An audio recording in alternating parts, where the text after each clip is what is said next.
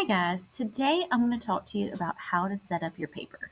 So, when you go to a Google Doc, I want you to start off by putting your first initial, last name, narrative, nonfiction. And I'm going to make this bigger so y'all can see it first. So, you're going to put your first initial, last name, narrative, nonfiction.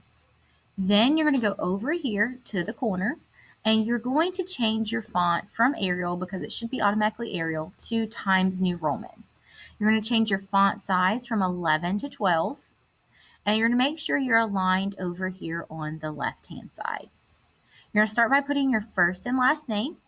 You're going to put the hours that you have me, so first and second, fifth and sixth, or seventh and eighth. You're going to put my name, so Miss Guidry, Guidry, and then the due date. This is going to be due on Wednesday, 10/21/20. Now, once I've done that, I'm going to back out of this for y'all. I'm going to hit enter. When I hit enter, it goes down. I'm going to go up here to alignment. I'm going to hit align center or center align. And I'm just going to put place title here for now, because I don't know what I want to title my story. And a lot of times with narrative nonfiction, when you're writing about your personal life, you might not come up with a title for your story until you're done or over halfway done. After that, I'm going to hit enter. And then I'm going to go back over here to align left or left align. Now remember, your title, everything needs to be capitalized except A and V. So if you're calling this The Last Stand, you're going to make sure that everything's capitalized because the is the first word. But if you're calling it The Last Stand with the mom or whatever, you're going to not capitalize the second the. So you're going to have to make sure that if it's in the middle, the and A are not capitalized, but if it's at the start of your title, the and A are capitalized. So let's continue on, and we're going to hit tab, Tab, which is next to the Q key, and that's going to indent for us. Now, last hour, I had a lot of students telling me that they were having a really, really hard time figuring out what to write. I'm going to show you a really easy trick. So this trick is going to require me to share my screen or minimize it like this. I'm going to refer back to the story Grounded on page 6, and I'm going to use this to help me format my writing. So the first sentence says, growing up, I really didn't know my grandmother. Well, I might say growing up, and instead of saying I didn't really know my grandmother, because I'm not writing about my grandmother, I'm going to say I love to watch my mom apply her makeup in the mirror every morning. So that might be how I start mine off. You are going to kind of model it off of this one, or how the author is doing this if you're having trouble writing. The second sentence says, she was a private person and didn't talk about her past much, but I knew she had one. So that's a background sentence on grandma. So now I'm going to give a background sentence on my mom. My mother was always sweet and loving, but also quick to discipline when necessary. So that's my second sentence. I'm giving you some background about my mom. She was always sweet and loving, but she was quick to discipline when necessary.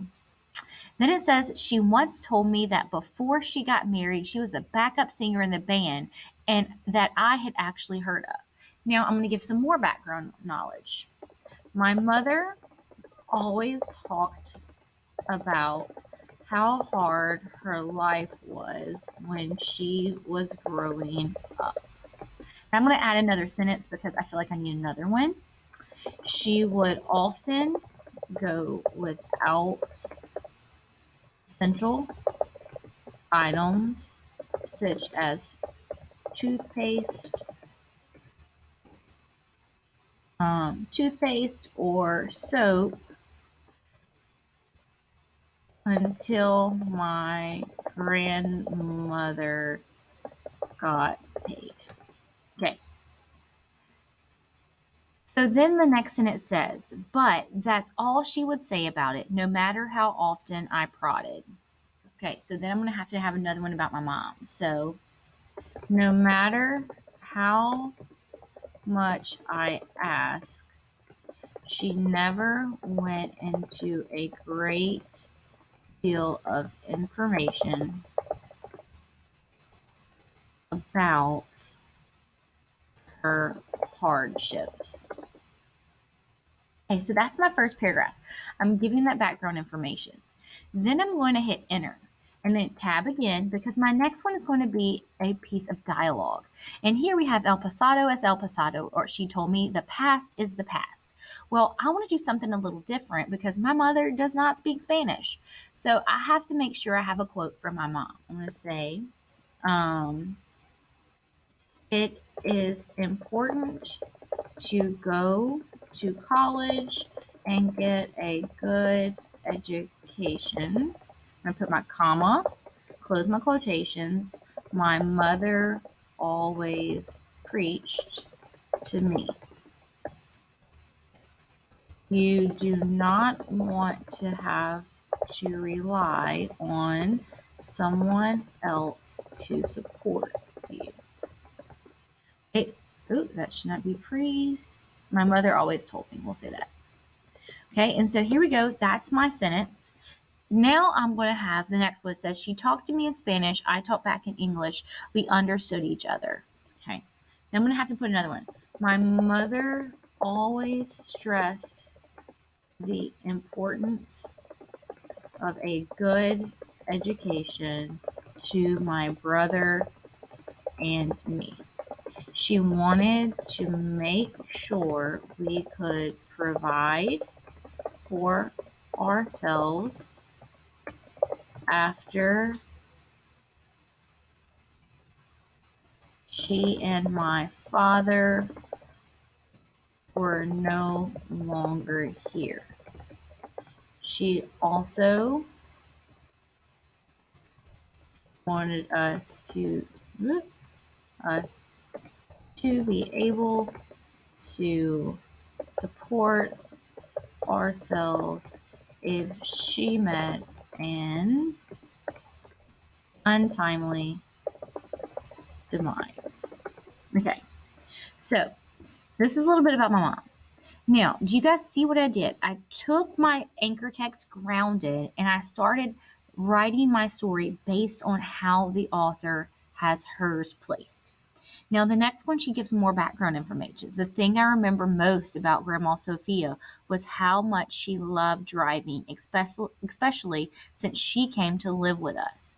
So then here, I would start about the thing I loved the most about my mom growing up.